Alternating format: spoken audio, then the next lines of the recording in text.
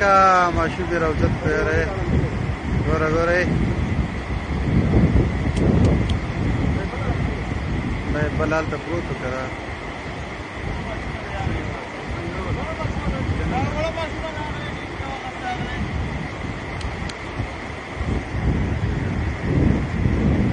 دا سیند 12 کسان د دې راګټ نه راوړي دي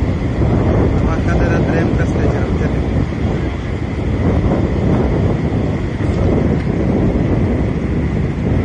سیند راغلی دی هر سړي پکې د هغه راښکړي دي دا سیند دونه نه دی خو زموږ